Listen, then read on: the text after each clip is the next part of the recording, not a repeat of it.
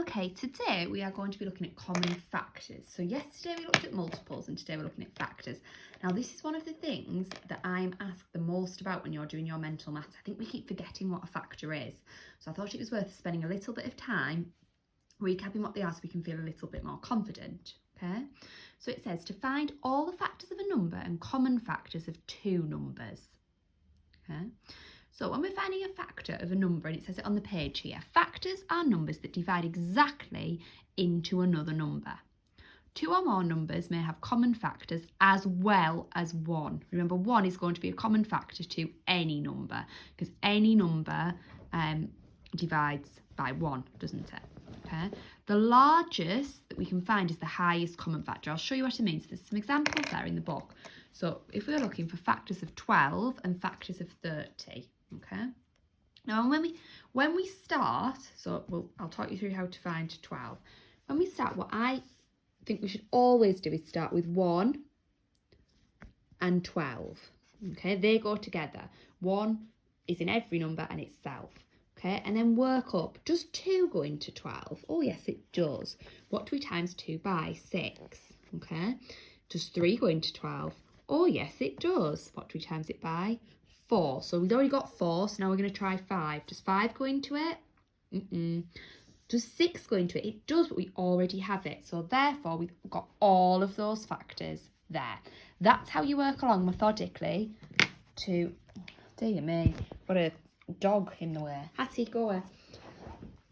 Okay, so factors of 30. This is the other example we have in the book. So again, we're going to start the same way. We're going to start with 1 and the number itself. Then we're going to do 2. Then we're going to do 3. 4. 30 doesn't divide by 4, so we can't do that one. 5, it does. Now we've already used 6. We're not going to use 6 again. Sorry, this dog. 7 doesn't work. 8 doesn't work, 9 doesn't work, we've already got 10, so therefore we've done it. So that's how you look for the factors. In the book, they've done it in a slightly different order. I personally think that this is the easiest way to have set that out, okay? So then, for the highest common factor, you have to look for the number that is a factor of both 12 and 30, okay? So, 1's in both, so we could circle 1. 2's in both. Okay, so 1 and 1, 2 and 2, 3 and 3, 6 and 6. The highest common factor, the biggest number that's in both, is 6. Okay, so that will be our highest common factor. So it asks you to work it out. You need to work out what the factors are of those numbers and then go through, see which ones match, which are in both.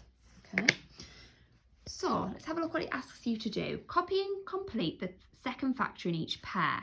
So we've got 16, 2 and something. So what do we times 2 by to make 16? That's all you have to do. So you can do 16 divided by 2. 35, what do we put with 7? Multiply by 7 to make 35. Do 35 divided by 7 if you want to, or count up in your times tables. How many 7s are there in 35? Okay, work down. Then it asks you to find all the factors, this is when we get down here, of the following numbers. Okay, the number is in brackets, so you know once you've found 4 factors of 8, you can stop. There's not going to be any more. Remember, 1 and 8 are going to be 2 of those factors. That's so easy if you just stick with that straight off. Then work through methodically, like I did on the whiteboard.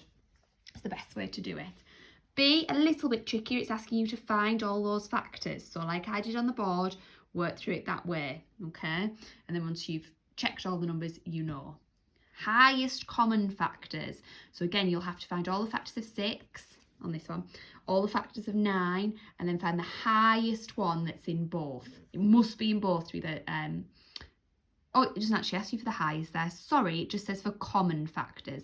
So you might want to write them all out like I have and then circle it. But obviously finding the highest of those is not particularly tricky, is it?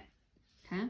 So find all the factors of, these will be much harder because you've got more to work through. And this time it asks you for the highest common factor. So you need to find all the factors of 6, 12 and 16 and then you are going to be looking for the number that's the highest that would be in all of those numbers and work your way through. We are here if you do need help. I would say A starts you off here very, very easily. B is quite a step up. So it might be that you want to have a little bit of a practice, even if you want to start on 13A before going on to B, okay? It's up to you, wherever you feel comfortable, and C is obviously trickier still. Good luck.